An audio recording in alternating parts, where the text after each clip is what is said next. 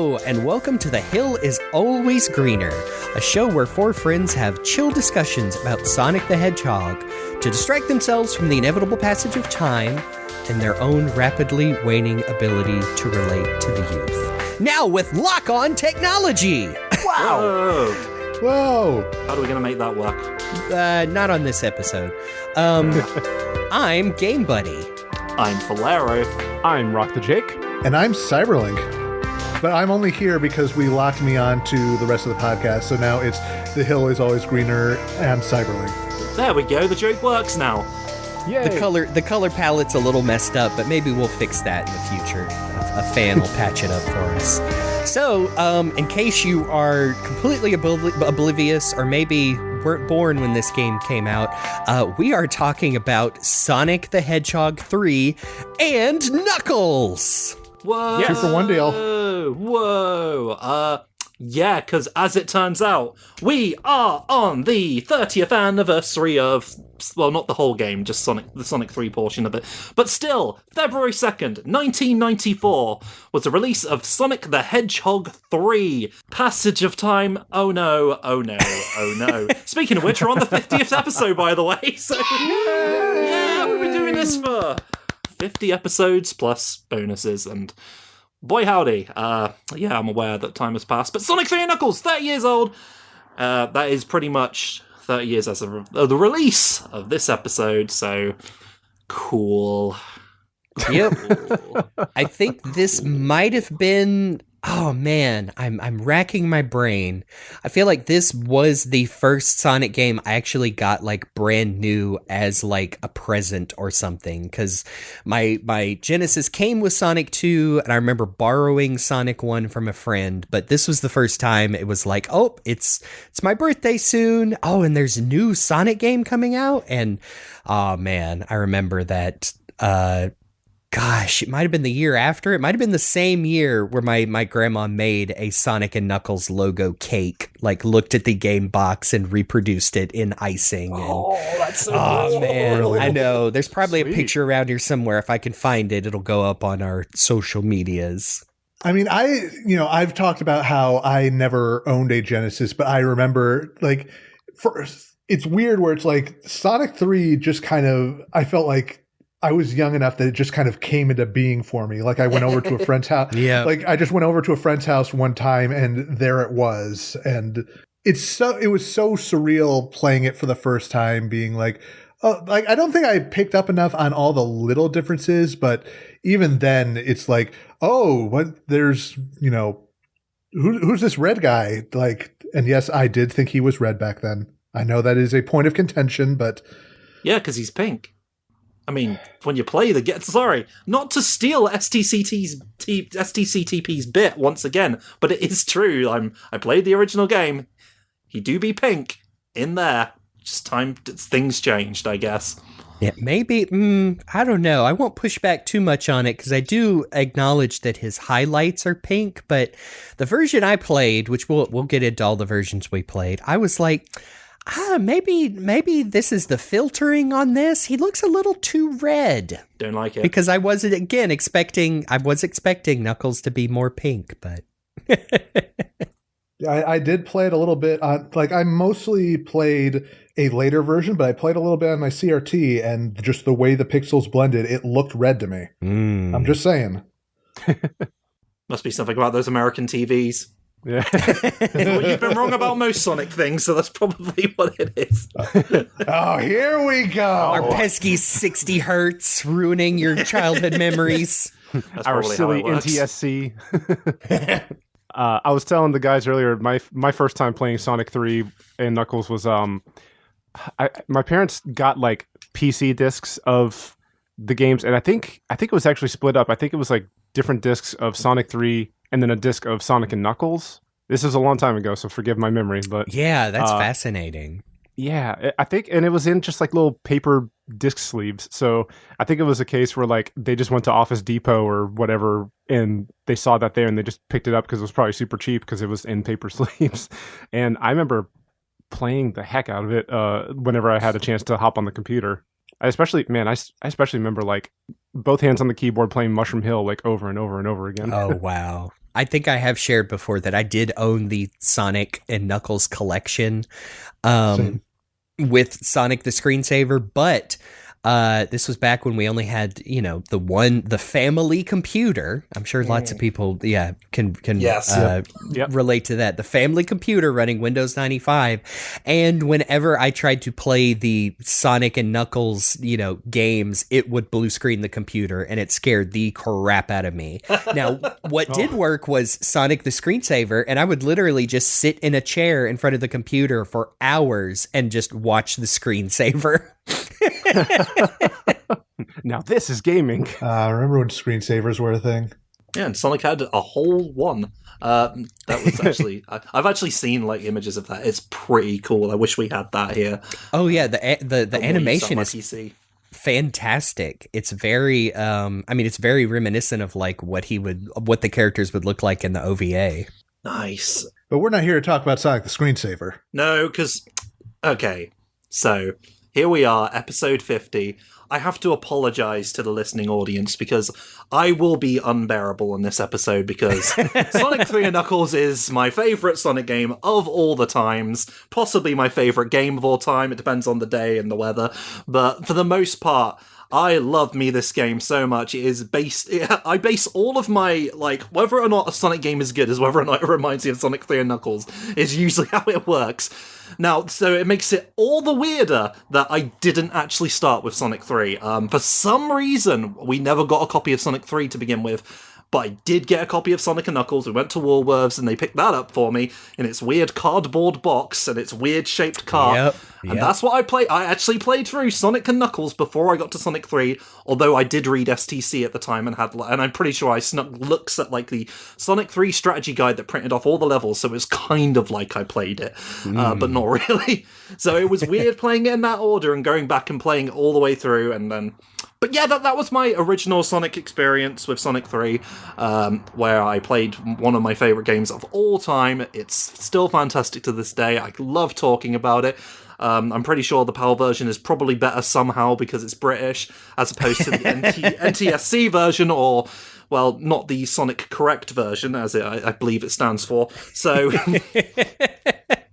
That's what we're talking about today. Very exciting. Sorry, I'm British. I'm going to make this very bad to listen to. I don't actually know. Are the differences as big as they were in Sonic 1? Is the music a different pace? I don't think it actually is. I don't think the actual the hardware or software was any different. I think it was just the fact that I was British and read Sonic the comic at the time that made all the difference to me. And your brain filled in the rest of the gaps. It really did.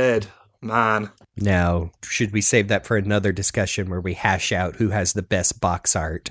Oh, right. So, let's talk about the box art, really. I think Sonic and Knuckles was the same everywhere. Yeah, but pretty Sonic much. 3 had some pretty big differences. I'm not particularly passionate about the Sonic 3 box art because I think it's a little weird on all the versions. Sonic, don't get me wrong, the American one is pretty cool. Seeing the the Greg Martin. I don't know if it actually was Greg Martin because a lot of people were drawing in the Greg Martin style at the time. Yeah, I'm not sure. The Sonic in Angel Island, Knuckles' eyes poking out of the bush. Robotnik burning everything, Tails is also there. Our one was the weird one with Carnival Night on the front, but Sonic does that weird, he's just doing the big 3 up in your face, and he looks weird. Yep. and Knuckles is down in the corner Oh, you, get out of my way. Yeah, because he's British, as we know. There he is. I could definitely see, looking at this box art, why you would correctly assume that Knuckles is pink, because that is a pink person right That's a very Yes. pink Knuckles. But we can all agree that Sonic and Knuckles has possibly the best box art in Sonic and video game history, because, isn't it just one of the most... Sorry, I'm being Dave Ballmery here, but I do believe it's one of the best logos I've ever seen. Yes, 100%. Oh yeah, I put that logo on everything back in the day. I have seen the real thing that used to exist, which was just a large jean jacket with just the Sonic and Knuckles logo on the back. Oh, and that's cool. I still want that. I might have to make it myself. I was so mad that I think it was Hot Topic or Box Lunch or some big retailer had a Sonic and Knuckles t-shirt that was just the logo, but they also had the words. And I'm like, if I found that, I would probably get it. But no, you just need the logo because everybody who has ever seen this knows that is Sonic and Knuckles, the logo. It's so good. I even like I think the Japanese version it's a stark white background, and I even think that works too. By the way, for those who haven't actually seen the Sonic and Knuckles logo, just look it up. It's an embossed basic image of Sonic with Knuckles' head on the side. Like, very simplified, and it's really cool. First of all, what's wrong with you? Second of all, just look it up. It's not hard to find. Yeah, like I love the US box art. Just all the little details are so good. Like, particularly the Knuckles peeking out of the bush. Like, that would become an iconic piece of imagery that would go on to be echoed for years to come in different media. The Japanese one is a bunch of geometric shapes, and Sonic and Knuckles are there. Yeah, but I mean, that's consistent to, Sonic 1 and 2. Yeah. We are getting a bit ahead of ourselves, I think, though, because we've not, like, people are like, wait, I thought you were talking about one game. Sorry, everyone. For those of you who somehow don't know, this is actually 2 games that were meant to be one game, because this is the last part of the classic Sonic trilogy. Although I suppose if you're a young person, you would just think this was one game, because that is the way it has been released in various other versions these days. Can't have them individually for reasons, but you can get the compilation game that is the 2 of them. But what it actually is Sonic the Hedgehog 3, as it was originally intended to be a 3D game that was going to be, like, push the boundaries of things. They were going to use, like, that special little chip that they put in Virtua Racing to make a fully 3D Sonic game, and then they realized it wasn't going to work, so then they just made it Sonic 3. But then, and then seems to happen a lot over the development of this game. Yeah. Oh, for certain. Gosh, I was replaying this and just kind of took a step back. I guess just thinking of, like, classic games in general and being like, this is Sonic 3 and Knuckles is like, this is an enormous game. Like, oh, yes. God, in a very cool way, and maybe just take a step back and realize, like, it's no wonder as a kid when, they introduced the lock-on technology with Sonic and Knuckles that I thought it was the most amazing, coolest thing ever, because it kind of is. It just only really worked with this one game and kind of Sonic 2 in one. It really is so big. Like, even if you look at them isolated, Sonic 3 and Sonic and Knuckles themselves, it's so big.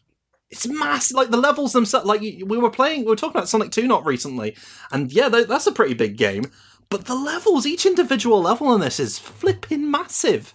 That's why they had to split it. Well, okay, it's one of the reasons they had to split it into 2 is because the game was so flipping big that they couldn't get it onto a big enough. Like, they didn't have a big enough cart that they could fit it on.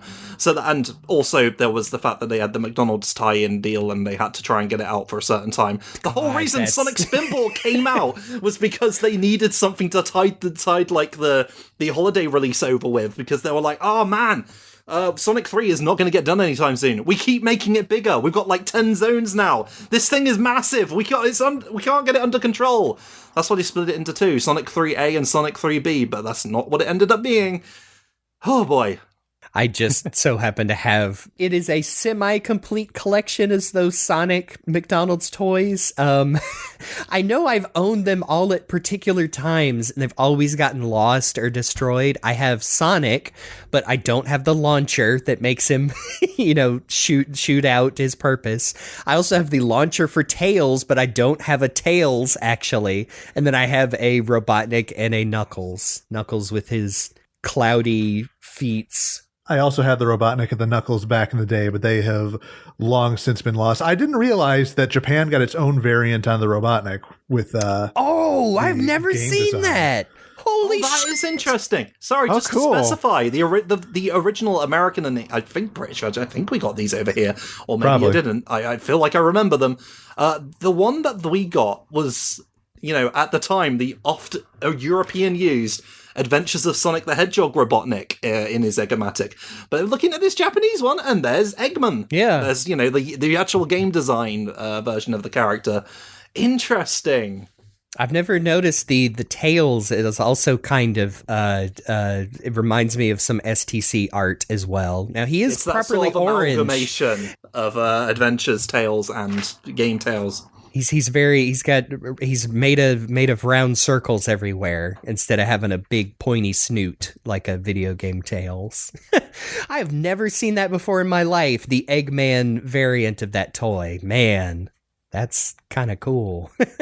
But yes, that we are not joking when we say the McDonald's tie-in, which, toy manufacturing and release schedules are set in stone, and that contributed to the fact that they had to split the intended Sonic 3 into 2. Oh, I was just about to bring that up. The thrift store Knuckles and the tag says Demon Dog Roll Toy. What? And Europe had a different Tails launcher? What the hell? I can't believe that. Oh, anyway. I'm not the only one learning new things today. God, we could spend so are we, hours just on apparently. this, but we can't. Yeah, so McDonald's messed everything up, but it wasn't just McDonald's. It was the pressure of trying to get this out in time was a big issue. But, it was also the fact that it was just massive. It was a massive game. They couldn't contain it within one cart without having to make, some super expensive cart that would cost loads. So they decided, all right, we'll split it into 2. We'll split this one game into 2. Kind of make it episodic, if you will. Sonic Hedgehog 3 Episode 1 and Sonic the 3. Yeah, that's right, Valera. Yeah. Sonic the Hedgehog 3 Episode 2. Continuation of the box art. But they did dump a lot of stuff in it, and they made sure to give us value. And I think each individual game is great in its own right. It's not as long as Sonic 2, each of them individually, but they are full of content. They are lovely. I don't feel even though they did essentially split one big game into 2, I don't feel ripped off because, God, it's so good though. Yeah. Sorry, I'm getting ahead of myself, but it's good, by the way. Yes. It is hard to go back to vanilla Sonic and Knuckles, though, because of a certain feature they added in Sonic 3 that, it's hard to go back. Yeah, because part of the thing of the Sonic 3 had to be a big cart to fit everything in. And they also stuck in, a special feature that made it good. But what Sonic and Knuckles had, it had lock-on technology. That's how you can make the two. So, yeah, instead of just releasing 2 separate games, you had the option to be able to, slam them together to make the full game as more or less as it was intended. And that was something that was not happening a lot at the time, and it sure as heck didn't happen since, but I thought it was very cool to have these things that you could shove, just make yourself a nice little tower on top of your Mega Drive. Yeah, you could put the 2 cartridges together, and then, in Sonic 3, you could collect the eggs and the ice key, and then go into Sonic and Knuckles. Yeah, it's like the expansion thing for Donkey Kong 64. They were like, oh, it's going to mean we have more memory on the N64. Wonder what we're going to be able to use this for in the future. Nothing. It'll keep Donkey Kong 64 from crashing. Yeah, that's it. That's pretty much it. Yep. Oh, well, you mentioned Tower earlier. Do you guys remember the post in the video from some odd years ago where somebody had a bunch of the lock-on Sonic and Knuckles cartridges and they just made a little tower of them? 24 copies, and I think they have it. I think they have the full. Yeah, they have the full Tower of Power with a Sega CD, the 32X. Yeah, several Game Genies. I've even seen one where it is a dozen or more different copies of Sonic and Knuckles just locked into each other, and I can't remember if it worked. I think it might have. Oh, really? It worked for the first 5, I want to say, and then it just became, even by the third one, it became increasingly distorted and cursed, and it was amazing. Yeah, see, there's another one. Oh, I didn't even notice. It's got the thing that lets you play Master System games on top of it too. Jeez. Oh, it's got the Genesis cleaning system as well. That's cool. And on the top, taking pride of place like a fairy on top of the Christmas tree, is Bubsy. What could possibly go wrong? Oh. But the other thing that we were leading into with the lock-on technology is that Sonic 3 is the first time you could save your progress in a Sonic game. Okay, this was a game changer. Yeah, changed the game, all right. Made it so you could save it. Yep. I actually, for real though, that's good. I really like that you could do that. Yep. I remember when I still had my original Genesis and whatnot, that it got to a point where I noticed my Sonic 3 saves were disappearing, and it took me a while to realize, oh no, my battery's is going out, and there's nothing I can do. Which, that is tragic. Fast forward to now, I know that there are ways to replace the battery, but at the time I was, 15? Like, man, there was just no way I was going to be able to figure out how to replace that thing. And it was, man, I was sad. I was like, no, this is my copy, my original copy from 1994. Oh, man. Sorry, Jeremy, completely irrelevant to the discussion, but the way you said that with the exact same inflection of Prismaya saying, this is my stream, you can't be funnier than me.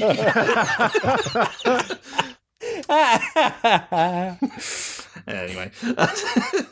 Yeah, the battery backup was great at the time. Not sure if it works out very well right now, but it is cool that you could save your progress in a Sonic game for the first time, because you'd need to. Not that Sonic 3 is particularly long, it's just big and takes a lot of work. It's very nice to be able to save your progress collecting the Chaos Emeralds for the first time. And you get to see them. Like, there are a bunch of little data select things. You see, like, how many emeralds you got. It's visually represented with nice little sprites, and you get to know all the characters that you play it as. Yeah, it's great. What a great addition. What a necessary addition. Yeah, for real.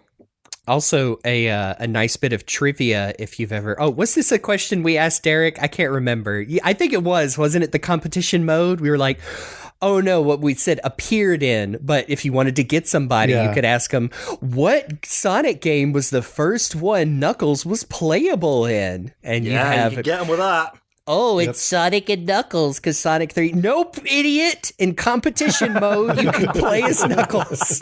The funny little competition mode that, gosh, I remember, I think it was Origins. I was like, hey, I'm going to boot up the competition mode just for no reason. Mostly because I like that music. And yeah, it's fun. It's very different from the Sonic 2 one, that's for sure.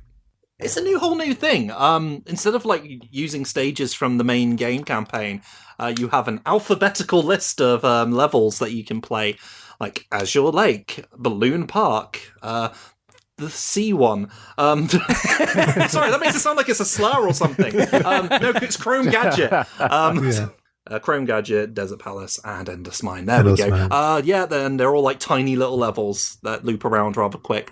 And you get to play as Sonic, Tails, or Knuckles, who's in this game, by the way. And but he can't do any of his cool things, even though there are representations of his little gliding and climbing sprites, apparently, in the game. But, yeah. I never played much of the competition mode, admittedly. Like, I think part of it was just how squished down the screen was. Yes. Like, I think it was a bit much. It also controls differently. It's charming in its own right. I do remember like the Sonic 2 one, like playing this with a sibling or like even my dad, and just, zipping around. It takes maybe, if you know what you're doing, maybe 15 seconds to complete a lap on these, even with all the little items. And I do remember being fascinated by, and again, probably just because I was, already now at this point I was consuming all Sonic media, TV shows, Archie comics, whatever, but the lore implications of the power-ups, like, oh, they're speed shoes and slow shoes, and they're nasty and gray, and also a banana peel that I don't remember what it does. Does it just make you lose your rings? I don't remember. Pretty funny stuff. I love Sonic 3 and Knuckles, but I do not remember a whole lot about this because I didn't play it much. You can technically play it on your own and just run around the stages on your own if you have no friends, and I didn't have anyone who wanted to play Sonic 3 with me, so that's fine. But yeah, it's kind of like the battle mode in Sonic Superstars. It's just kind of there to pad it out. It's fine. It's fine. But none of those things are the biggest addition to Sonic 3. Why, what's that then? I think you of all people would know, Chris. No idea what you're talking about. Oh yeah, Knuckles. Yeah, he's in this one. We actually mentioned that previously. Yeah, Knuckles the Echidna is in a game. This is his first time bringing in a sort of an antagonist character that's like a Sonic. Essentially, is the best way to describe him. Give you like an equivalent character who's there, who's like the guy who's like thwarting you throughout the game in a way that Robotnik usually doesn't do. Yeah, he's an antagonist and also a protagonist when we get to Sonic and Knuckles. But yeah, here he is, the third one. He isn't a Tails. He isn't just something for your little brother to play as. He's actually, unless you're playing the competition mode, I guess. Knuckles is in this one. I love him so much. He's my favourite Sonic character. I'm so happy he's here. Even if I probably hated him when I actually played Sonic. When I got around to playing Sonic 3 and Knuckles, Sonic 3 after playing Sonic and Knuckles, I was like, oh no, wait, he's actually an asshole. And he can't jump for shit. Yeah. True. They've got to balance him out somehow. I think I might have actually had the opposite reaction. I think I've shared this before, that when I first played Sonic 3 and the first thing Knuckles does is punch Super Sonic so hard that the emeralds fly out of his butt, and then laughs and gathers them up, and you know, he comes back later in story things. I was like, oh no, he's cooler than Sonic. And you know what? You were right. The winds of change. Yeah. I really, and I mean, that brings up that this game actually really well uses little story beats, and I mean, they're straight up cutscenes so well in these zone transitions, and does manage to like inform the story with just these little pantomime things. And like, I feel like you learn more about Knuckles just with these little wordless scenes, and find out that like, oh, he's not such a bad guy. He was just, you know, and you know, if you were doing other Sonic media, you know that Robotnik has tricked him and told him Sonic is the one trying to mess up the island, even while though he's destroying the island in the background. Yes. This is where Knucklehead starts to. Also, Tails can fly and carry Sonic. Oh yeah, that's also a thing. Tails is more useful now. If you've got a second controller and you're playing with Sonic and Tails, like, now Tails can help you. Good for Tails. Being useful. Good for him. It's actually like incredibly useful for some of these like out of the reach. Gosh, you're looking for those giant rings for emeralds, and you're like, wait, I think it's on this specific inch of Hydro City. Oops, I went past it. Wait, Tails, come here, buddy. Come here. Yep. Fly me back up there. Oh man, if I played this with Boomba like prior to this episode, like I did with Sonic 2, Boomba would have really felt like he was actually contributing this time. Boomba, carry me! You got it. Everyone's got to do a Boomba impression. All right, we're jumping through these differences or these new additions before we get to the levels themselves. Yeah. I do need to, we're talking about additions. I think I've said it before. This is my favorite classic Sonic sprite. Like, I love a classic Sonic. Yeah, I was about to ask, like, where people stand. I love a classic Sonic. I think Sonic Mania does a good job of making, adding some elements of the Sonic 3 one. But no, the Sonic 3 classic sprite is my favorite. I think he looks cool as hell. I think he looks anime as hell. And, man, I love this Sonic. I am so glad that I didn't have to be the only one saying, actually, I like this one best. I'm sorry. Yeah, I know everyone likes the Sonic 1 and 2 ones best. No, this one's flipping good. Yeah, he's a bit podgy. Yeah, he's a bit round. That's because they were trying to make him look more 3D as sort of like this kind of... This remnant of it being a Sonic 3D game. They decided to make Sonic look a bit more three-dimensional. And he looks flipping good. Yeah, he's a chunky boy. That's how I like my Sonic. That's what Richard Elson Sonic ended up looking like for a while, and it was great. It helps with the momentum. Yeah, great Sonic. I mean, I'm still Sonic 2 sprite, ride or die. I get that, and I do like that. You know, Sonic 2 sprite has that very deep blue. I just like my chunky Sonic. Yeah. See, I don't even think Sonic 3 Sonic looks chunkier than the other ones. I think I guess it's the perspective shift that instead of looking straight horizontal, he is like his head at least is like a 3/4 pose, so you can kind of see like his intense expression, and I just like it a lot. And yes, his hands are giant, but that makes it look cool too. Yeah. I mean, Sonic CD opening where it was just had balls for hands. Wait, hang on. Handballs. No, he had spheres. Yeah, there we go. And that was cool too. Tails looks the same, but that's fine. Yeah, pretty much. I think there's a couple of tweaks. I think His we talked about is different. Also, yes. That's the mostly the difference. It's very cute in this game. I love his flying sprite where he just looks like a puppy dog. Yeah, especially when he's swimming. Yes, Do a exactly. little doggy paddle. Little foxy paddle, if you will. Wait, no, that kind of instills it with a certain energy that I wasn't willing to. Anyway, Sonic has now I also did not know about this, the Insta Shield or the double spin attack. I love this thing. I feel like I wouldn't call myself an expert, but I really love like getting the timing just right. And during one of my playthroughs, I can't remember what it was. It was I think it was an enemy in Death Egg Zone where I was like, oh no, I'm gonna fall right into it, and I hit the instant shield just enough to pass through it and take no damage, and awesome. I felt like God himself.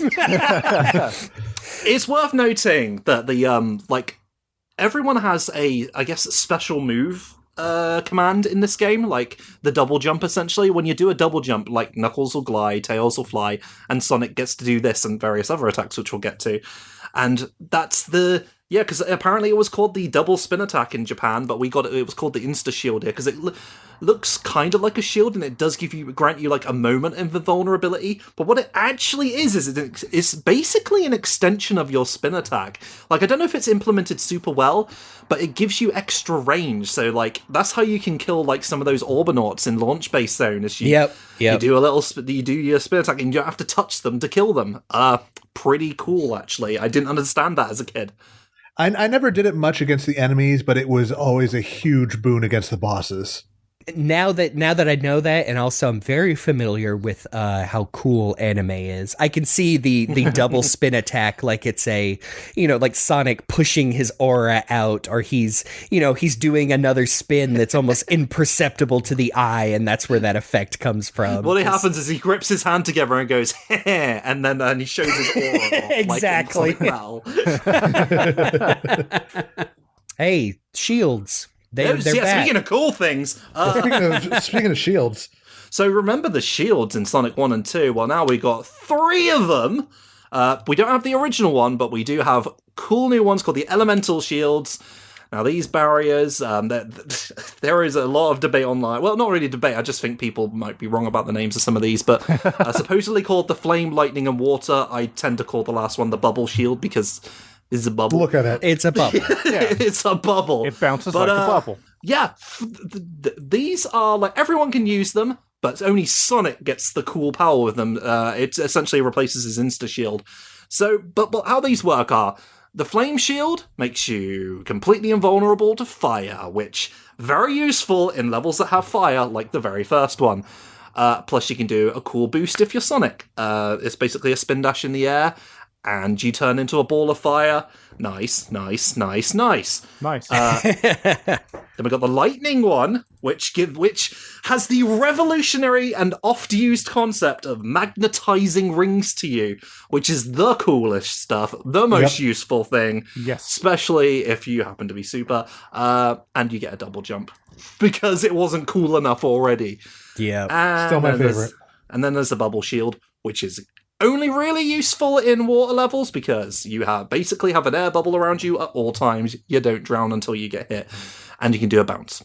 Yep. So that's just me running through all of those abilities. Yeah, no, like the elemental shields, again, huge game changer, something that would continue to be a thing in Sonic games for years to come in some form or another. Yeah, kind of one way or another. Like, I guess some of these don't really work in 3 dimensions, but I just really like them. the idea of having like specific elemental shields that protect you against certain things. Oh yeah, I forgot to mention the lightning shield protects you against electric attacks, which aren't quite as common, but there are going to be places where you're going to be happy you had that thing. Yes. Yep. I love the now that I think about it, that the lightning shield is stuck around, I think, the longest, showing up in like Sonic Adventure and whatnot. But then the spiritual successor to the bubble shield is the bounce bracelet in Sonic Adventure 2. That's true. That lets you do the exact same kind of bounce. Yeah, they technically split it up into the bounce bracelet and the air necklace. Oh yeah. Yeah. Bring that stuff back. Let's get to it. Now we're just saying make Sonic Adventure 3. No, we can't do that today. Can't do that right, today. Cool. What a revolutionary concept never mentioned by Sonic fans before. I've never Also, thought of there's new super forms in this one. Because like only Sonic got to be super before. We're getting a little bit ahead of ourselves, but it is worth talking about the fact that you can get super. And if you've got Sonic 3 and Knuckles, and you're playing as Sonic or Knuckles, you can go hyper. What does that mean? We needed to have a really cool reward for actually bothering to get all the emeralds, so give kids a seizure with this, and also do cool things. Little bit. Also, And then Tails. This is where Tails got his flickies. Then they took them away from him.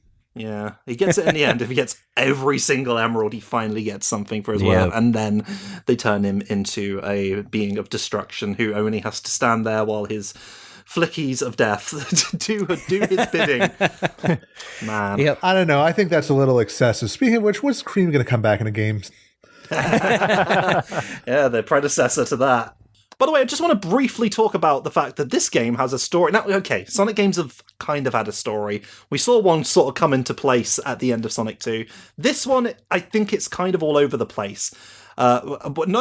I don't mean that in the sense like it's messy or anything. I just mean like there's literally story happening as you're playing the game all the time. Because as you mentioned, Knuckles is there, he does little cutscenes, he's constantly harassing you and causing you problems, and he's I don't know about you, but over the course of the game I was like, no, I'm getting sick of this dude. He's cool, but I'm sick of, I don't like the way he chuckles at me. By the way, he does that. Knuckles does chuckle, actually. He does it a lot. Sonic. Yeah. Anyway. But yeah, there is a strong narrative in this game, actually. If this pink douchebag shows up one more time to laugh at me and then jump on a switch that causes me problems, oh my god, he's got a bomb. Yeah, Knuckles, like, there is lots of story going on here. Lots of cool, like, set pieces, cutscenes, and things that you get to interact with that sort of tell the tale of you going across Angel Island. By the way, this is all happens on a place called Angel Island. I didn't know that growing up because nobody told me, except for when you load up the first level and it says Angel Island, but I just thought that was the name of the level. No, it's the floating island. Yeah, as far as I knew, it was just the floating island. I don't have them in front of me, but I think this might be the biggest disconnect between the Western English and the Japanese stories in the manuals, to where, yeah, we did not know that Angel Island was the name of the whole thing until I think it was Sonic Adventure, because all the comics, all the supplemental media was just like the floating island where Knuckles lives, and in the Midwest, apparently. We goofed it. Yeah. It's kind of confusing, but because of the way this game is structured, like, not to get too far ahead of ourselves, but acts lead into acts, zones lead into zones, they're a nice little transition. In fact, there's an almost immediate transition between an Act 1 and an Act 2. You really feel like you're going on a journey along this island, and that was always one of the things that appealed to me the most, because I was like, this is Angel Island, this is a real place, and I'm seeing how I'm getting from one place to another, like something we wouldn't see in Sonic games until the 3D ones, because they couldn't really do that with a 2D platformer. I really like that part of it, and also I try to imagine that Angel Island is a real place that has all these things, so I get really upset when they represent Angel Island as being small and not having them. Anyway, it's just me being a nerd because they told me that this place was real. Anyway, it's cool, I like it. Sorry, I'm leading the discussion again, but I wrote so many notes ahead of this, I'm sorry. But it is worth noting that this, like, whether it was intentional or not, I'm fairly certain it's intentional. The story of this game seems to take inspiration from Studio Ghibli's Laputa Castle in the Sky, or just Castle in the Sky. And there is a lovely article that I will probably link to in the show notes that will show you the various comparisons between Angel Island and the floating island of Laputa, which wasn't originated in the film, but, you know, if you look at these comparisons between levels and the things that happen in the movie, it becomes quite cool, because it's a floating island powered by a magical gem. Seem familiar? Well, it should. Yep. So anyway, that's just something I thought I'd point out. Sonic's taking ideas from other media products again. Who'd have thought? What? Completely original concept. Anyway, you should probably play the game now. Yeah, I don't do this very often. It's not like I played this like twice in advance preparation for this episode. Ah, man. Oh yeah, before we jump into it, we don't have to go into details. We want to talk about all the different versions we decided to play. Oh yeah. Yeah, so we all kind of varied in the versions we decided to play. I ended up doing a full Sonic run in Sonic Origins with a little bit of time just messing around on the my original Genesis cartridge just to, you know, get a feel for that as well.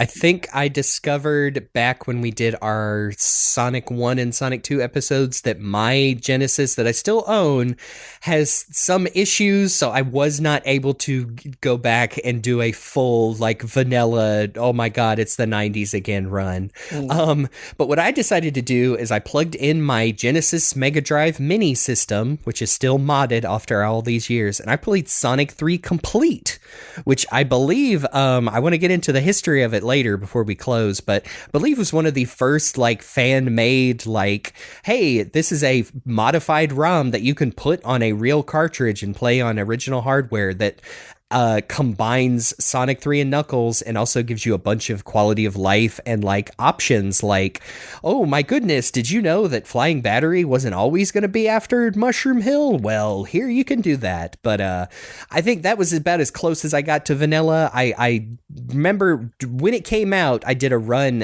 in Sonic Origins with Amy and Tails, and also, just really appreciated how adorable that is and fun. But yep, my main was I did Sonic 3 Complete. For me, I unfortunately I didn't get to play as much Sonic 3 as I wanted to in preparation for this episode, but I did get to play some of the Sonic Origins version where you can play with Amy and Tails, and that was cute and fun, and I like that. And since we're bringing it up, and since it's such a quick little thing, I like the fact that for Amy's version of the beginning events of Sonic 3, like she's on Tails' plane, and then instead of turning super and dashing through the water, they just land on the beach.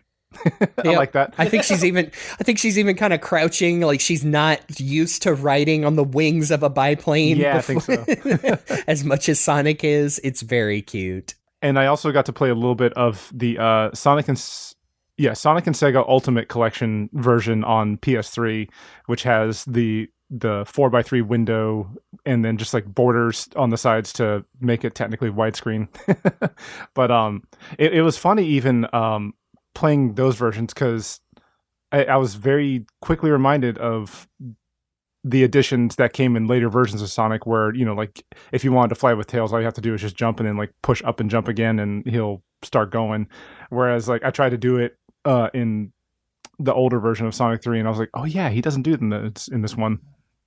Yep, you need somebody on that other controller, or like I did many times, just two controllers and somehow finagling the buttons to be able to do it yourself. Yeah. Well, for me, because I've played this game an obscene amount of times, as I often tend to say when I refer to the Sonic trilogy. What I ended up doing was I played through my... Because I don't have the original, but I have a Mega Drive, but I don't have the copies of the game, so I just hopped on my legally acquired ROM of Sonic 3 and Knuckles that comes with Sega Ultimate Mega Drive Collection, or whatever it's called, that I have on Steam, which is a little bit laggy because it decides to load a VR bedroom around you as you play. Oh dear. But it's fine. That was the closest I got to playing the original version, because that is more or less what you're playing, just emulated. and then I hopped on the Origins version for comparison's sake, and therefore, because I played it this more or less the same way, I was able to notice the small little differences and things they fixed that they probably didn't need to, but it's fine, it's fine. I just wish children got the original version as intended, but I guess they won't, and I guess they'll be wrong about Sonic forever. Sorry. They already are anyway, so why fix it now? The way this podcast rolls. Sorry, young people. Why are you listening to us? Pull the curtain back. We're recording this over, again, why we didn't have a lot of time, at least some of us, over the weekend of American Thanksgiving and my birthday. And let me just tell you, my 35-year-old eyes were having a very hard time keeping up with the original blue spheres this time, to where I had maybe a tiny bit of an existential crisis as I'm sitting there on my couch being like, oh my God, I can't do this anymore. But I did, damn it. It wasn't quite as bad for me, but I did notice that I'm not keeping up as much as I used to, and I am older than 35, so let's see how things go the next time I do this. Yes. Oh dear. I do want to make a special mention as well that this morning I played a little bit of Sonic 3 on the PS Vita through RetroArch, just cause. Oh, wow. And I gotta say, like, you know, like the original PS Vita model, the 1000, I believe is what it's called. Yeah. It has an OLED screen, and my gosh, this is such a pretty game with that OLED screen. Interesting. I know, back before anybody cared about OLED, Sony was like, yep, let's put one of these expensive things in our handheld. And God, yes, it was gorgeous. Like, man, like the colors are so deep and like wonderful. Sonic's blue is like, I could get lost in his blue. And Knuckles is what, Jake? What was Knuckles? His dreads. Okay. I thought we were talking about colors here, and I was about to get into that rabbit hole. You're not going to trap me like this. Okay. It's red. Oh, I'm sorry. Excuse me. That's a really weird sneeze. Yeah, anyway, I'm sorry. It's a little bit allergic season around here. Anyway, Sega, we're playing the game now. Oh, whoa, he's 3D. Whoa. Depends on which one it is. Yeah, it does depend, because there's, like, sorry, we're not getting into the soundtrack stuff too much, but on Sonic 3, it's the Sonic and Knuckles is the dee-dee-dee-dee-dee-dee, and Sonic 3 and Knuckles, it's the dee-dee-dee-dee-dee-dee, but if you play Sonic 3 and Knuckles on Sonic Origins, it's the da-da-da-da-da. Now that is the kind of analysis you come to expect from our podcast. Exactly. The Hills Always Green are full of music theory enthusiasts. Yeah. Yep. But here we go. Angel Island. Oh my God, it's the tornado. It's Sonic and Tails. They're best buddies. Oh my God, he's supersonic. And then... God, I mean, can't even begin to describe how cool this was as a child. I mean, it still is. It's still amazing. Like, oh man, I probably could dig through my drawings I have under my bed, and there's like a comic version of this I drew where Sonic's like, very simple layout. It's like, whoa, an island. Hey, Tails, watch this. And then, Dragon Ball Z Supersonic. And of course, that's as far as I would ever get. Radical, bodacious. Oh, it's so good.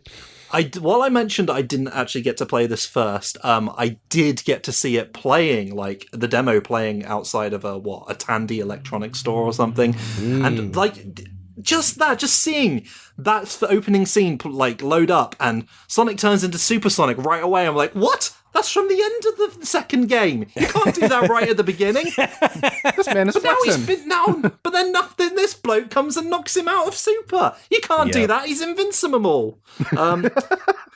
Angel Island is such a gorgeous stage too. Yeah, I really appreciate how just how scrolling the background is, and that there are very few parts where you can actually see the sky because it's such a dense forest and jungle. And I love it. I love that it comes back in Sonic Mania Plus, and oh boy, Angel Island is just so cool. Just a fun little note about Angel Island Zone, because you have to differentiate between like the level and the location, I suppose. But it's implied that Angel Island is currently on the ocean floor right now, because that's what Sonic flies onto, and in the background you'll see the ocean, like, up in the distance. But when you play as Knuckles, apparently it's back up in the sky, because you don't see any of that ocean in the background, you just see clouds. So Yeah. that's pretty cool. So don't know when it goes up in the sky, but apparently it does. I know. It's also like, I remember that was something that I didn't figure out as a kid until later, that Knuckles' campaign in Sonic 3 and Knuckles takes place after Sonic's. It's a whole additional, post-story mode. It's the true last story with Knuckles. We'll get to that, but it's harder and worse. Yep. But I like it because it's Knuckles. I just love playing as Knuckles because he's cool. Except for right now, because I hate him because he stole me emeralds. He mugged me and he ran off. And now I have to. Now we've been given a motive. Like, yeah, we got to save the world from Dr. Eggman, but also I hate that guy. I'm going to beat him up. So that's what pushes you along through the level of Angel Island Zone. This wonderful lush jungle that's filled with waterfalls and vegetation, and then it gets burned to the fucking ground. No! Partway through Act 1, as the Act 1 mini-boss, because we have those now, and an army of them takes to the skies and burns it to the ground, fires everywhere. Yeah. Yeah, it's like, wow. They weren't doing this in a previous Sonic games. I love this so much. Because this feels like it should be Act 2, but this is all just the first act of Angel Island. Yeah. I love it. It is, like you said, it's so different, and man, if you snooped around, you might have even found one of the giant rings by then and gotten introduced to the special stages, and oh boy. And that's not even there. This is the first game that has, hey, there are special stages where you get an emerald and just special stages where you get other stuff. Yeah, the Star Posts don't send you to get the emeralds anymore. If you're just playing Sonic 3, you get the quote-unquote gumball machine, which is actually a gacha now, I know. I know that now as an adult who knows Japanese things. Yeah. But that's what it is. You can get a bunch of shields and cool stuff from it. But when you play Sonic and Knuckles, there are two new ones. That's the cool slot machine that's kind of like the Sonic 1 special stages, but it's a slot machine, and it's a bit mean. And then there's the glowing spheres one, I guess it is, where you just go up and collect things. But when you play Sonic 3 and Knuckles, they're all slammed together, depending on what kind of ring level, what amount of rings you got before you jump in. So yeah, loads of content, and that's not even considering the special stages themselves, the brand new special stages. Once again inspired by anime, because that's just what happens in Sonic, based on the King Kai's planet, apparently, from Dragon Ball. On tiny little planetoids that you run around in this pseudo 3D space, which is actually made using sprites, but it's really cleverly done. Again, it looks like one of the remnants of them wanting to make this a 3D game. There's the blue spheres! Sega Sonic Brothers, apparently. Yep. Is King Kai why the balls are blue? Yeah, probably. He's been alone for a long time. Yeah, that's... Oh, man. Well, he's not been alone. There was a cricket there. I don't want to think about that, though. And a monkey. Called Bubbles. And Bojack. Michael Jackson is sorry. Oh, yeah. Anyway, oh, Lord. Blue spheres! Just want to note those, because you can jump into them anytime if you find one of those hidden giant rings scattered around the stage. There's plenty of them. I can understand people struggle with this. It gets fast rather quickly, but you're no longer, like, you'll have Tails there with you, but no longer will he be a detriment to your thing, because he just copies you completely at the very same time. So no running into bombs, but you need to make sure not to run into the red spheres, because they'll ruin you and send you back to the main game. But yeah, I think I've mentioned this before, but these blue sphere stages, they infected my brain for a while. I was having dreams about these things, because there are, not to get too far, there are a lot of permutations of these actually outside of the Emerald stages. You definitely get the Tetris effect of you close your eyes and still see you are still running on the checkered sphere. And oh man, I mean, I have talked about in the past that I used to not like these, and in fact never collected all of the regular and super emeralds until just several, I mean, I say several, I think 5 or 6 years ago, where I rebought a Genesis with the Sonic games and a little CRT TV and was sitting on the rug in front of it. And I know there's a video somewhere of me and like in the middle of the night, just recording the screen saying Sonic has collected all the super emeralds, and that cool little cutscene. I'm like, I did it. And now I very much appreciate all of the quality of life improvements to those to make it a little easier on my old eyeballs. But I've said before, I like blue spheres, but it might again be because of my brain has been rewritten permanently to where it's not a choice on my own part anymore. I have to do blue spheres. It's never a choice to be a blue spheres pervert. It's just something that happens to you in your childhood. You see something colourful as your childhood, and you're like, well, that's going to change me for the rest of my life, and that's what happened. Just like when I watched Tenchi Muyo on Toonami. Just like when I watched Ninja Turtles, and there was that scene with April O'Neil and Don Tatelli. Anyway, moving on. So basically, the blue spheres are really good. There are 14 main ones, because 7 in Sonic 3, 7 in Sonic and Knuckles, 14 if you're playing Sonic 3 and Knuckles. Fun fact that I was reminded of when I watched the Cybershell's Sonic 3 bonus video prior to this episode. The Sonic 3 ones have color schemes, like, the actual planetoids that you run along have two color schemes, and basically the squares will align with whatever, the first one will be based on Angel Island's palette, the second one will be based on Hydra City's palette, and so on and so forth. Except for the fifth one seems like an aberration because it doesn't match any color palette. Except it does! It matches flying batteries, which was, as Jerry mentioned, supposed to be in the order originally. Ooh. So I thought that's pretty cool. I don't know. Yeah. They don't do that for Sonic and Knuckles, but I just like that.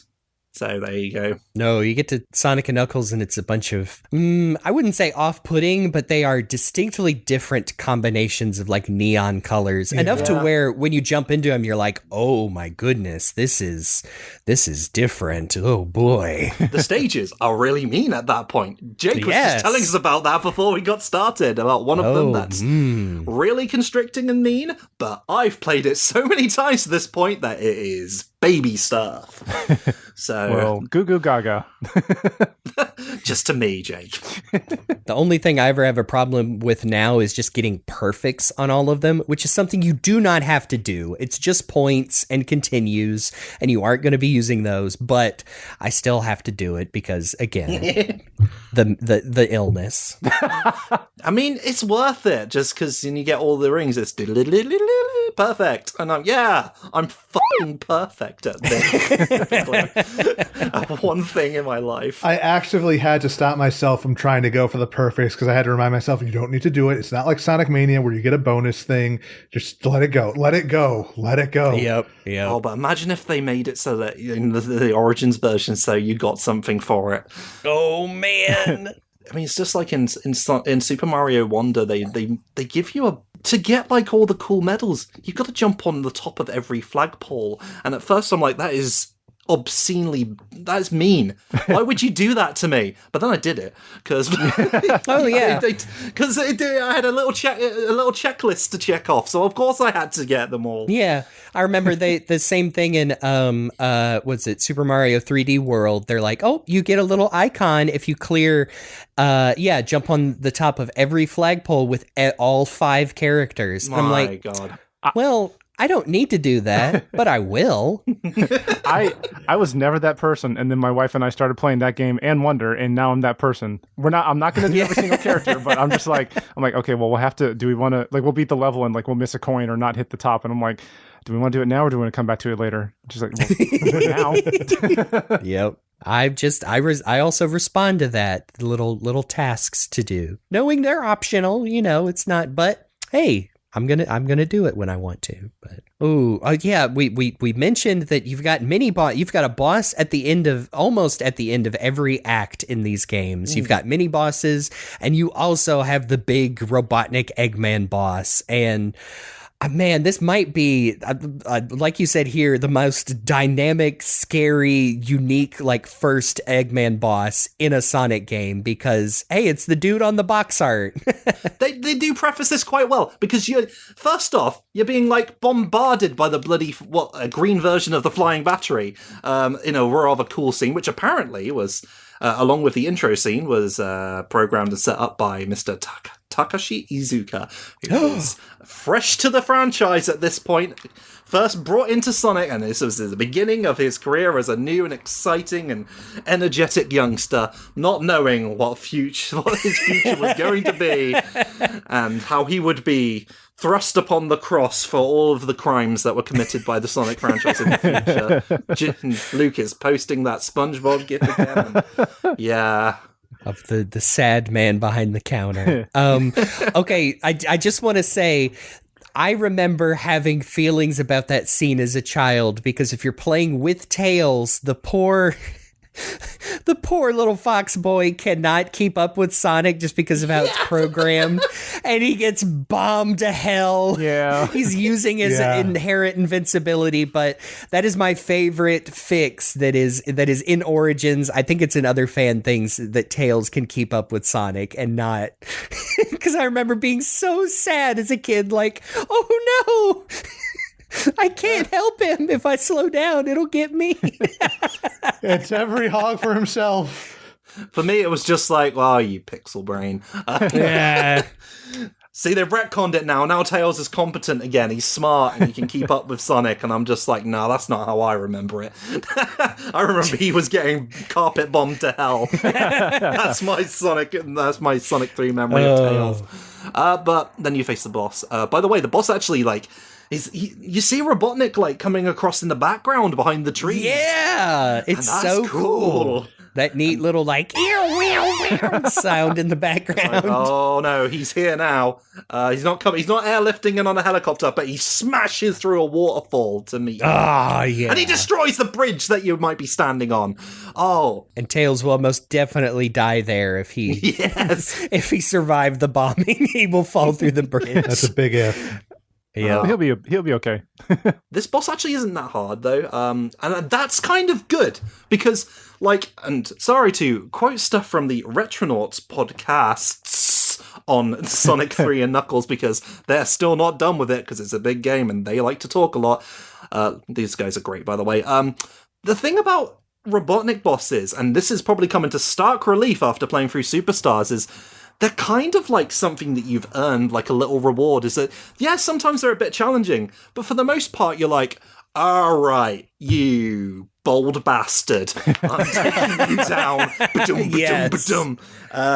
Like, they're not the super greatest challenge in the world, but it's kind of like something you've earned. You're like, all right, Robotnik, you're going down now, boy. And, yes. Yeah, I like that element that, yeah, he's going to be a bit of a threat, but for the most part, you're just being Sonic and beating him up, and that's what I enjoy about my Sonic bosses, and the right to be able to beat him up within seconds if I'm good at it, because that's what I work up to.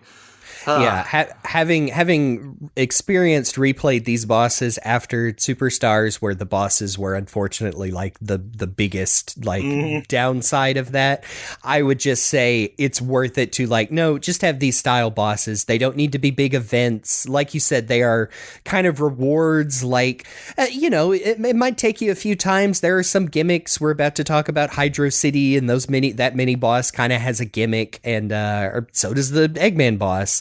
But like, once you figure it out, like, yeah, if I can tank those, 6 to 8 hits in 30 seconds, then that is my prerogative. I would much rather have that than every boss being a like, oh, I gotta wait till he's vulnerable. But just this replaying Sonic 3 Knuckles cemented in my mind that much rather have that style of boss in a Sonic game. And that's fine. I know bosses, the whole point of a boss in a video game is to be like, okay, you gotta test all your skills that you've learned throughout this level to take out this guy out. And I'm like, yeah, technically true, but also I just want to beat the crap out of this mustached git. So I'm gonna do that. So it's Speaking of wanting to beat the crap out of somebody, Knuckles is back. Yeah, at the end of the act, there he is, towering over you, chuckling at you again, and this is where we get our first zone transition. I suppose technically we've had zone transitions in Sonic games.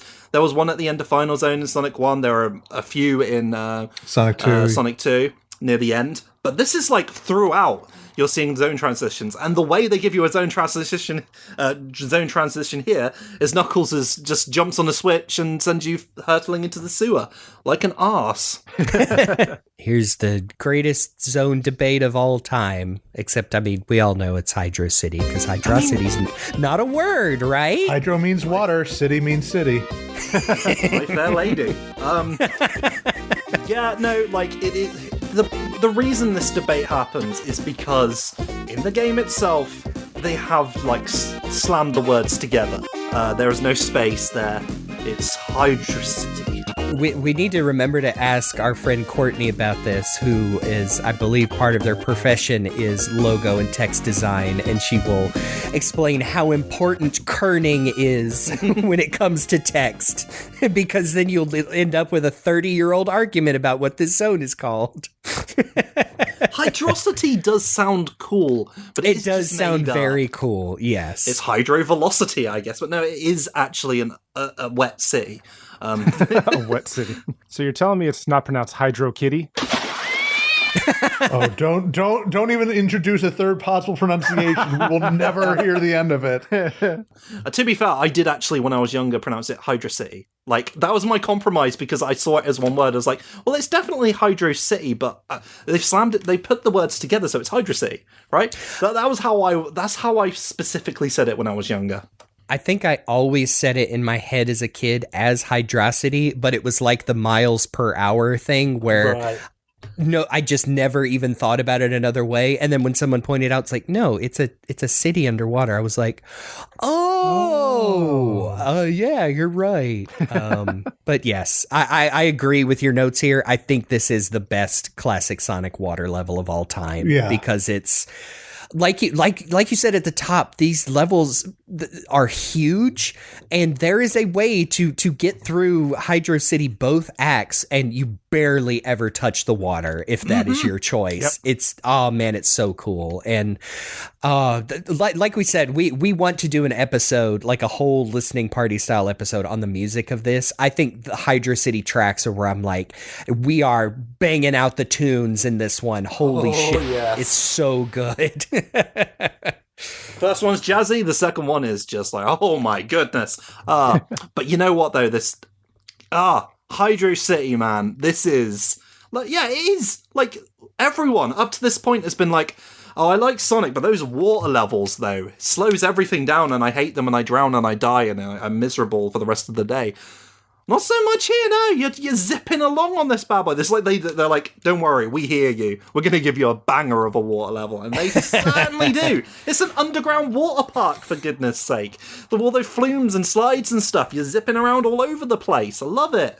Yeah, those slides are another cool, like, pseudo 3D element that use a very clever, like, I don't think Sonic is actually changing perspective. Oh yeah, absolutely not. But the slides make it look like it, and so you're like, oh, whoa, cool. But yeah, I really like Hydro City. I used to really not like the mini boss, but I've come around to it because it's very cool, where you're in the water is just deep enough to where you can't jump out, and you kind of have to time your jumps, or you can kind of decide to go all in and just spin dash up the sides, not unlike the Carnival Casino Night boss in Sonic 2, where you're like, I can try and do this slow or just zip up the sides. Another one where really good use of the double spin will do you a lot of favors.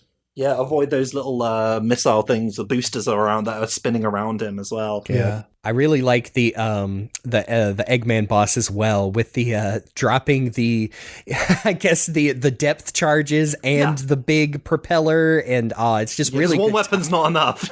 Yeah.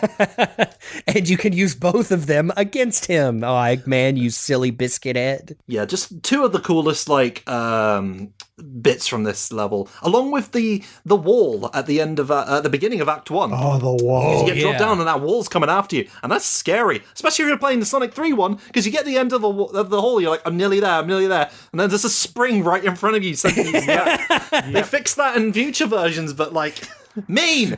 I love it. I was playing that just last night, and I was like, mean, too mean. Sorry, I would be here for ages talking about Hydrokitty, but the fact that they made a water level that I liked is an achievement in and of itself. Is funny, though, that if you play Sonic 3 Vanilla, the other funny thing about it in Hydrokitty is that it actually plays the second act boss theme when you fight him, and if you go underwater and you get the drowning music, you pop out, and all of a sudden the Sonic and Knuckles Act 1 mini-boss music is playing, because that was the placeholder originally. Not really important, but kind of fun. There are lots of little things like that. We're gonna go through some at the end here. I also want a special shout out to, I love the Badnik designs in Hydrokitty. The Badniks in Sonic 3 and Knuckles, just on the whole, are probably my favorite because they're so varied. I love the shark torpedoes. They are so cool looking. Oh man, they're so neat. It's almost like, it's almost a Genesis does what Nintendo don't. Like the shark torpedoes are like, you thought the bullet bills were cool in Super Mario World? Check out these cool motherfuckers. Combines stuff with cool animals, and what do you know? It's cool. Funny how that works. What animal is the horrible, like, clown turtle snail that just shoots a mortar rocket at you? Yeah. That guy. Yeah. I think it might be a hermit crab or something, but... that makes sense. A lot of the enemies in... And again, this is another Retronauts point. Listen to their podcast. They have some really good thoughts. They don't like Sonic Mania as much, or at least Stu doesn't, but, that's fine. Can't all be winners. But basically, the Badniks aren't as hard or annoying in Sonic 3 and Knuckles in general. There are a few that are a bit of a pain, but they're more boppable in this game, which is kind of what I want to do when I'm playing as Sonic. Is like, oh, it's an enemy. Well, now he's dead. Great, I'm having fun. It's just like the whole Robotnik argument. It's like, I want to enjoy myself when I'm playing this game. This game actually, until near the end, I don't think this game is like particularly too hard. It's not like trying to drag out your time playing it by making it artificially hard. Imagine doing that to a Sonic game, deciding to make it just like absurdly, stupidly hard, just so people they can say that it's a game that lasts longer. Couldn't be me. So the most unique thing about Marble Garden, I think, aside from the banging soundtrack, which, man, I will save it for that episode.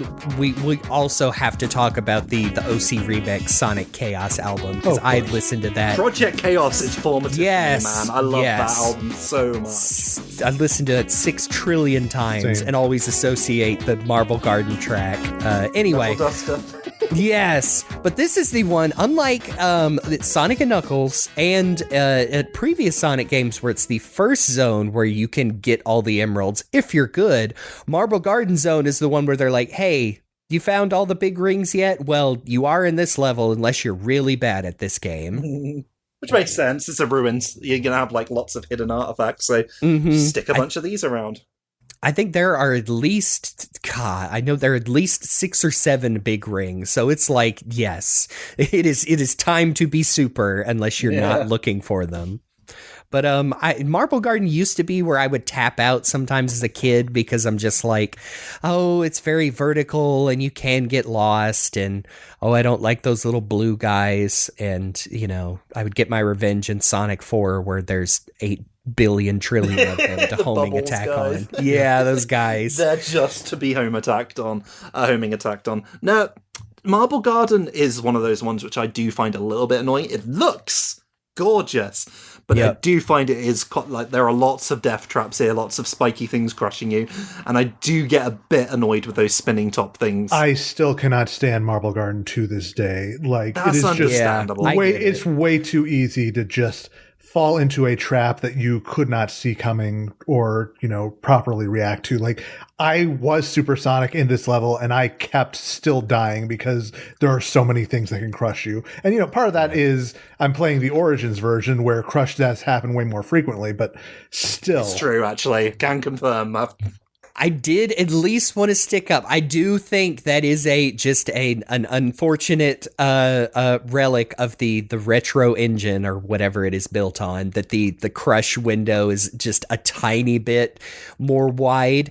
I did experience some crush deaths while I was playing through my semi-vanilla version where I was like, I don't think that was supposed to happen. So it made me appreciate that, like, okay, that wasn't just a new problem. That can happen. It's just we don't remember it as frequently. Like, the one that comes to mind for me is I'm running through a passage, a little spike thing comes down, and my first thought would be, oh, it's spikes. It's going to, like, force me back. I'm going to have some iframes. No, like, the window between the spike and the ground was small enough that it just counted as a crush death.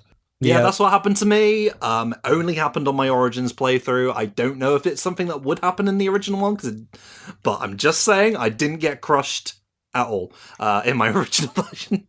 I had one of the gates in, I think it's, is that Death Egg 1 where you have to bounce on all of the things and hit the 6 switches to open the thing?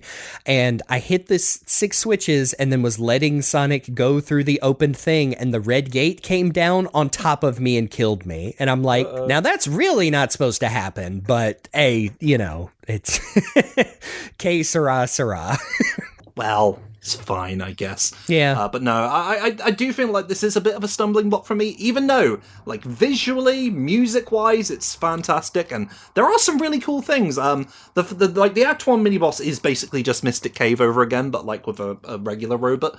But the boss where you fight against Robotnik is... Oh, like, yeah. Because there are, like, once again, foreshadowing it throughout the stage, because Robotnik is going around, like, destroying the level, apparently, and causing earthquakes, which are mean.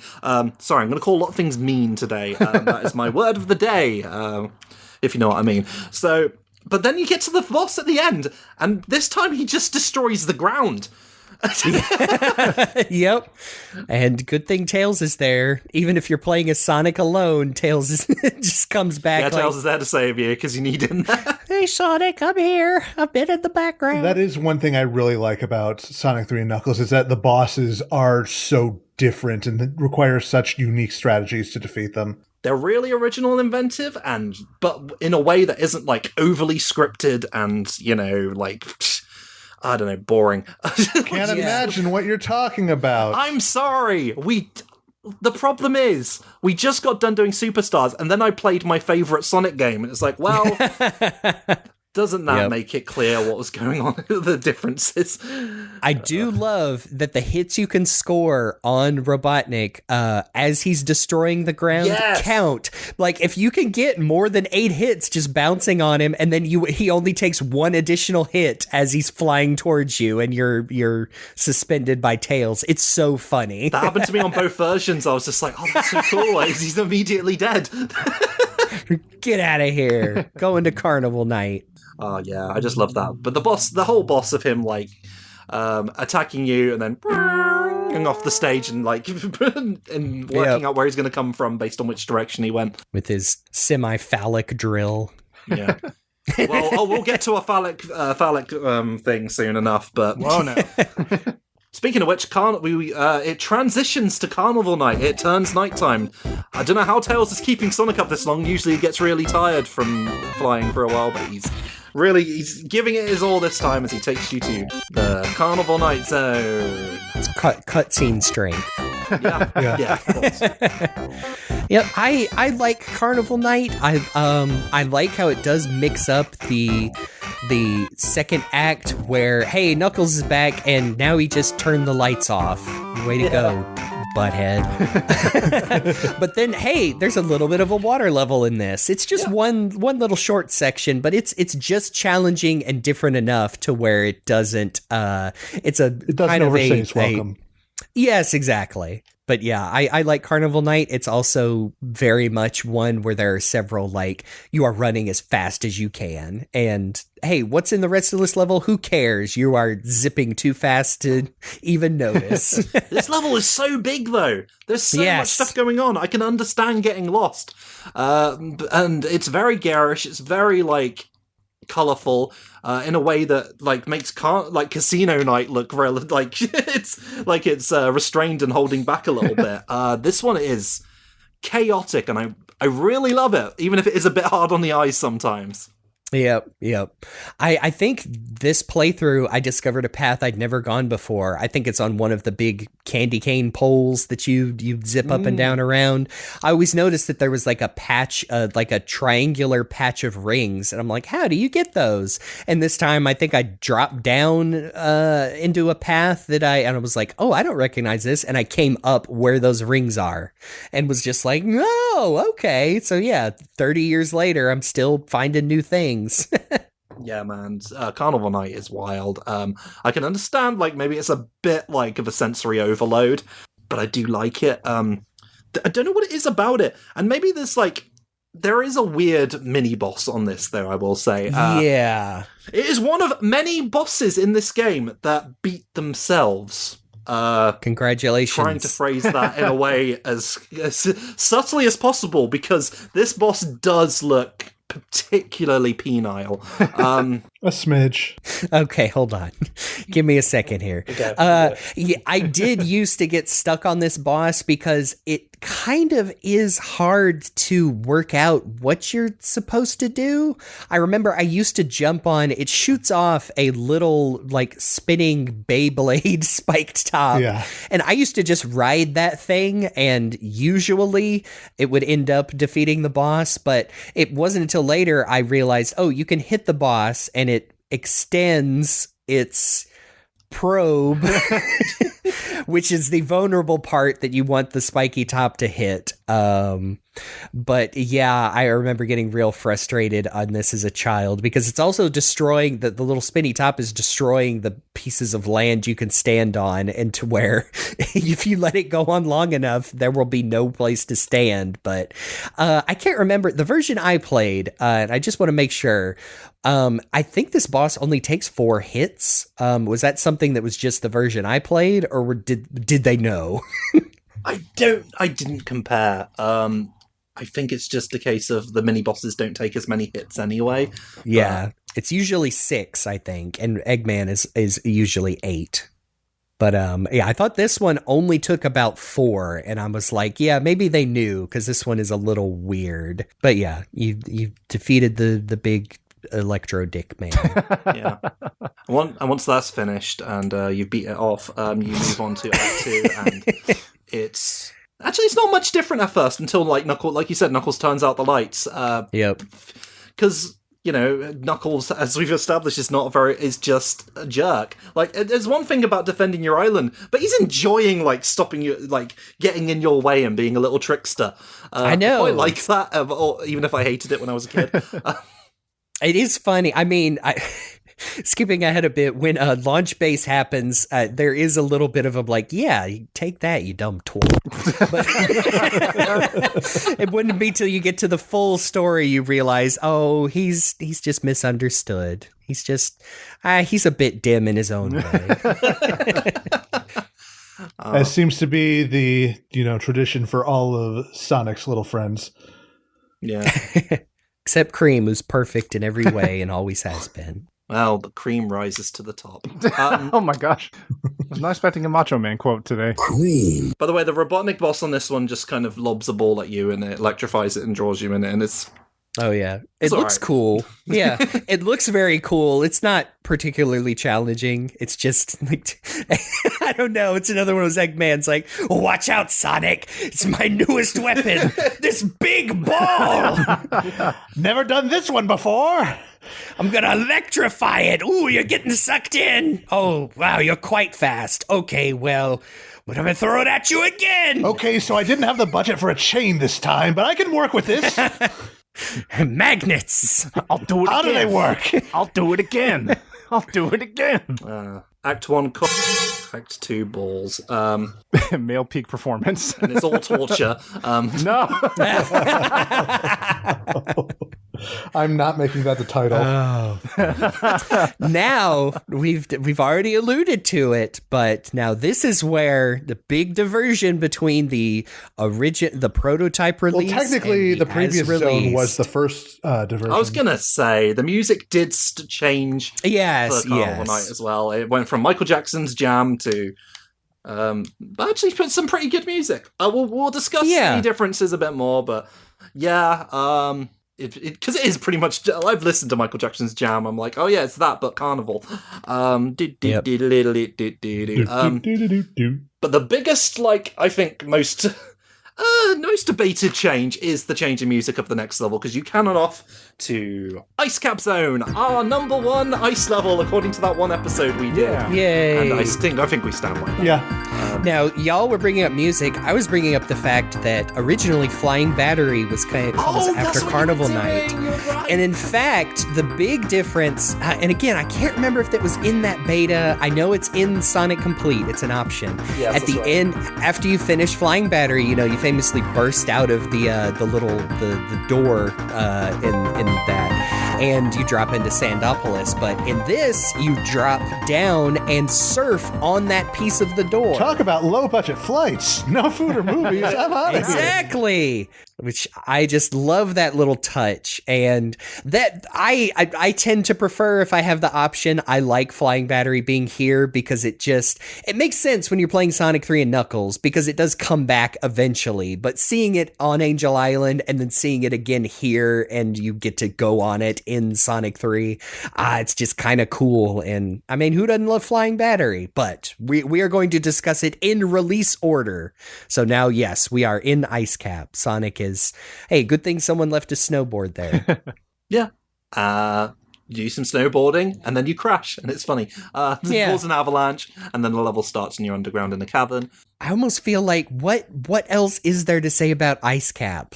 I feel like, Casino Night Zone was the one, Sonic 2, everybody, oh yeah, the casino one. I feel like Ice Cap, for a lot of Sonic fans, is the level because of the original music, just the gorgeous design, there's so many little touches, the ice flows, the snowflakes, the background. Yes, oh the background. man. Yep. The Penguinator. It's not a big level. It's not like the most complicated level, but it might give you some hard times. So they'll be the happiest days of your life. It's also, by the way, it's worth pointing out, ice level, no slipping around. Yes. No. That was the standard. That was the Mario thing. You'd always slip around.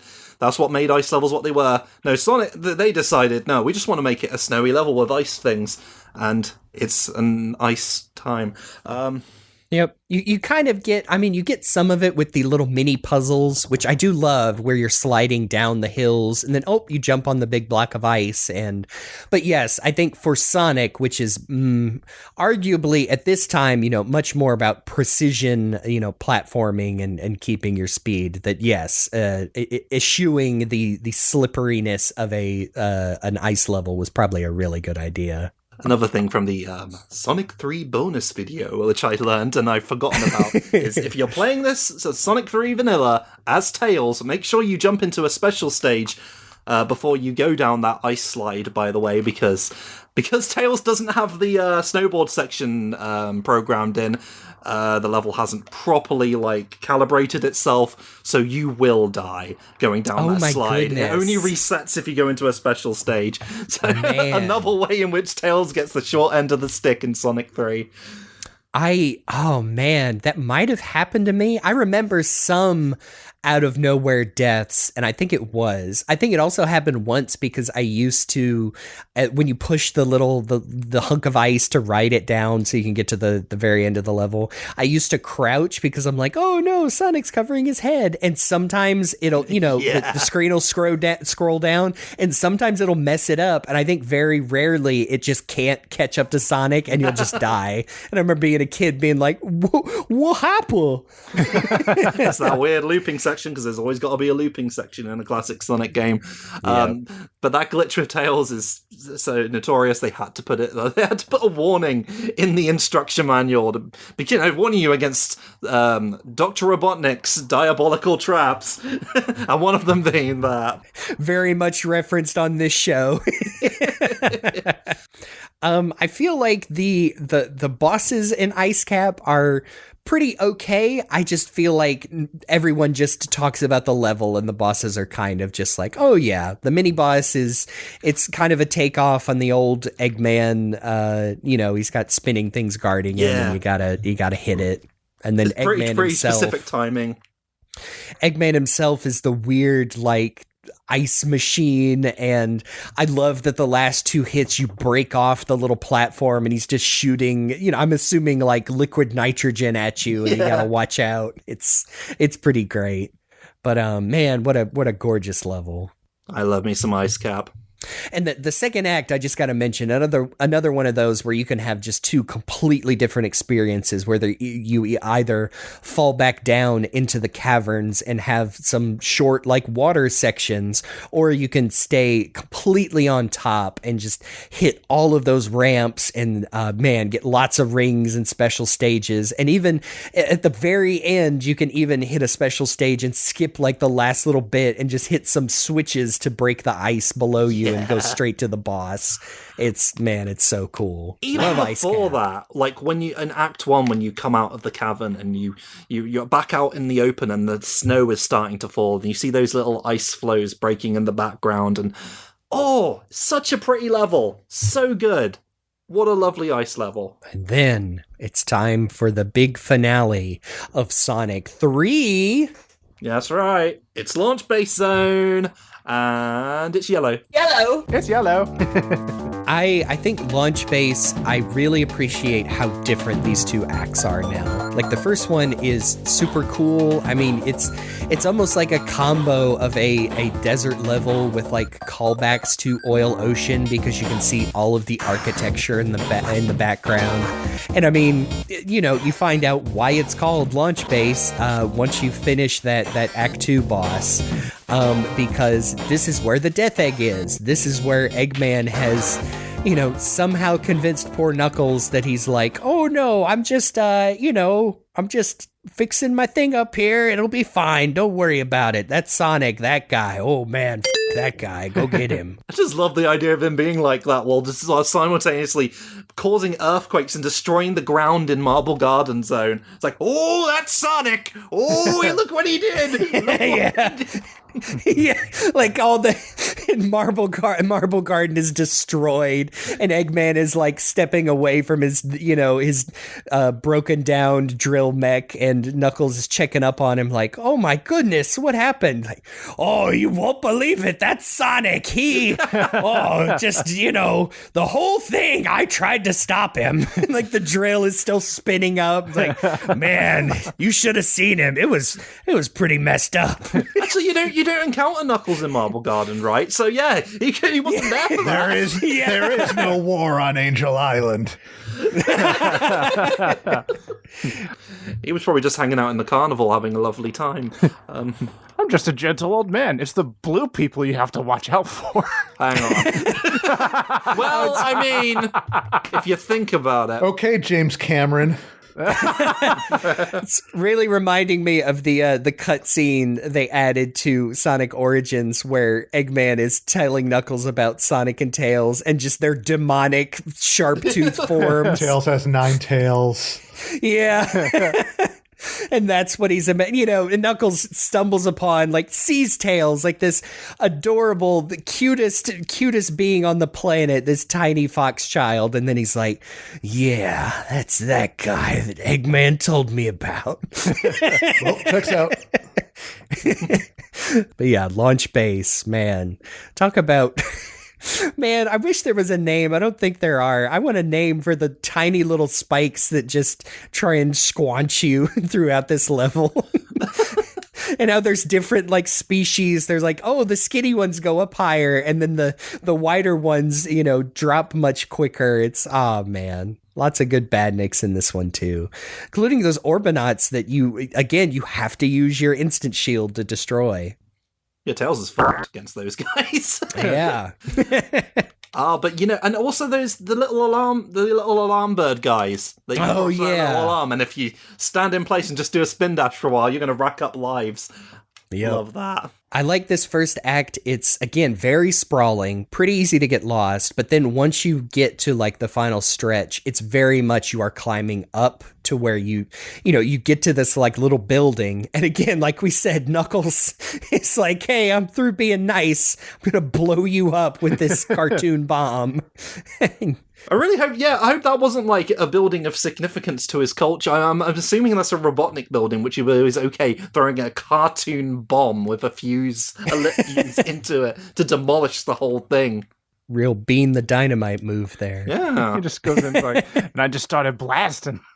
Yeah. I know, Eggman's finally like, oh, I have something for you, Knuckles, to help you against the evil Sonic and Tails. A gun! Well, all right. I trust you, Doctor. Oh, I love, I now that I like to think about that, I wonder if Eggman was like, Knuckles, you gotta go distract him, because he seems like he's, barely able to set up the mini boss, and you can even take some pot shots at him as he floats away on the little Egg-O-Matic. But yeah, I like this little mini boss. Don't like it in Knuckles' campaign where there's two of them. No, and you've got to like climb to get to them because they're like yes. high up. That is the hard mode stuff, man. It's mean. Yeah, like you said, that's just a little mean. But mean. I like these look so funny. They've got so many little moving parts, and I feel like it's one of those bosses to where there's probably an illustration somewhere out there that looks more clear, but I just see faces like in the sprite work, and it's just a silly little mini boss. It's not too difficult to dodge those, but yeah, this Act 2 where again you've got water elements and God, the sky opens up. Like I feel like these are I want to like extrapolate and say like these pipe systems are like, these are feeding like so many different forms of coolant and fuel into the Death Egg. That's how I interpreted it. Like I was like, yeah, it's keeping the thing cool, the giant egg. And now this level is more purple than yellow, but it's gorgeous. And again, very sprawling, but it's not as maze-like as Act 1, and there's lots of just cool, like, oh, hit that ramp, and I love it right before the boss, like, you can hit that ramp, and like, oh, there's a tiny little extra patch of rings, and what's that? Oh, that's Knuckles' area, but we can't get there yet. This is basically a boss rush. A little easier if you're doing Sonic 3 and Knuckles, where they cut out one of them, but man, I just kind of love this whole little sequence. Hey, he's throwing balls at you again. Yeah, get back to the balls. It's a cute little timing though. I don't know what versions. I think it has been fixed. I think there is a way to get stuck behind him as Sonic, or possibly I've managed Tails. to do that in Origins at least. I was able to like. Oh, okay. Well, good to know. I did it as Super Sonic, but not as regular Sonic. You can get stuck behind him and just wail on him. Wait, no, that's cheating. Destroy that boss, and waiting for you for the first time ever as an Egg-O-Matic, an Egg-O-Mobile, whatever you want to call it. One of those floating things right there for you, and you hop right in, and if Tails is with you, he dies, because he can't go through as well. Except for in the Origins version, this is just me playing the original one, Tails. Sonic 3 Complete, he also just stands there. Yeah, in Origins, I'm pretty sure he jumps in with you, but... Aww. Actually, if you're supersonic at the end of that boss, by the way, you lose your form, so you can like potentially use it for the boss. But when I played it in Origins and I was super, no, you just stay as super the whole time through that whole like section that while your rings are running down. So yeah, I think that happened in mine. I guess the easiest thing in Origins would be you know just hit the cancel button right before the last hit if you're if you have 50 rings. Yeah, that is something that, man, I'm so glad is in modern games. It's like, man, just give me a cancel button for Supersonic, so I don't accidentally use it too early. But yep, here is one of my probably my favorite cutscene in the game is you're zooming. It might, man, I know it took me a minute when I first played it to realize those are the Death Egg engines you are passing in front of, and they are enormous. What a sense of scale. Does it work out to be logical when you really think about it? No, but it's the rule of cool. Yeah. I'm assuming that they're kind of like the boosters on a spaceship that like detach partway through. That's the way I interpreted it. Man, what comes next? There's Knuckles. Greatest plan yet. Stand on a girder. And just punch the Eggmobile. No way this is going to pan out poorly for me. Oh no, the consequences of my actions. Splash. I love the fact that, because once again, like, up until now, all of his plans have been like, I've got a great little device that I'm going to use, and I'm going to chuckle at you because this is great, and it's going to inconvenience you in one way or another. And this time he's just like, oh, I see ya. Punch. Ha ha. Oh, I really did it. Wait, shit. And okay, this doesn't speak very highly of Knuckles' I'll say deduction skills. I won't call him stupid. They haven't made him dumb yet. But the fact that he keeps screwing with Sonic in Sonic and Knuckles after this event really is like, man, again, what did Eggman say to him? He's full of conviction. He's like, yeah, I failed this time, but I'm going to get him next time. Yep. I had a minor setback when I fell off this girder into the ocean and was lost It's a sunk cost fallacy thing. And the water was vaporized around me by the rocket engines. Yeah, it's literally sunk cost because he sank. Yep. Oh, man. But yep, and then I have never looked up the official name of this first Eggman boss, the Matryoshka doll. It's just kind of it's layers, He slapped a bunch of stuff together. There's a spike ball and lasers. Put more lasers on here. He just slowly but steadily like tear it apart. I believe it's just called the Egg Rocket. Yeah, that makes sense. And then the thing I'm thankful for most in the Origins version and other fan versions is even locked on, you get to fight as Big Arms. Used to be taken out. You did not get to fight Big Arms in the vanilla cartridges, but oh, what a cool boss. What a cool boss theme. Great little sort of final boss for the Sonic 3 vanilla version, and also for Knuckles' playthrough because it's harder. But what I think this is a cool boss, but part of what makes it cool is it just happens to get really dark around you as you get to the stage of the boss. Get really cinematic. You're on this tiny little. Why is even this here? This feels like it's a leftover like workers' platform, like some badniks. Badniks were like cleaning the windows on the Death Egg, and oh man, and he's got his grabby hands. I'm gonna get you. I'm gonna get you. And he does get you. even when he flies towards you, if you happen to jump up into his hands, he's like, "Oh, cool, 1 for 3," and just throws you into the ground.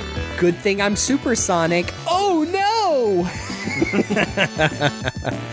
Oh, it's such a cool boss.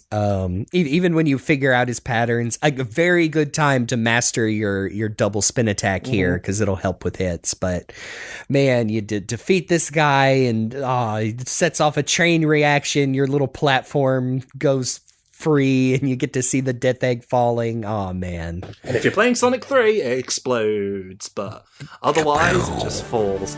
And yeah, because this is really cool. What a great little scene. The Origins version has Robotnik actually sort of like his way over there. Because that was Yeah. something that was in the original game, was that little sprite of Eggman like disappearing towards the Death Egg, and they've sort of restored that in Origins, so I like that. And another thing Origins does that was started in the Sonic 3 Complete, I think, and then Angel Island Revisited, like various fan-ons, is just taking that bit from the beginning of the next game, Sonic and Knuckles, which starts with the Death Egg falling into the top of a crater, and using that as a cutscene transition. Oh boy, I love that bit. It's I love that very bit good. a lot. I like to imagine that's the top of Red Mountain. Yeah, I've been of the belief that Red Mountain and Lava Reef have been connected for a while. Yep. That's sort of how my brain works with Sonic. Hey everybody, join us next week for the second part of our discussion of Sonic 3 and Knuckles. Don't miss it!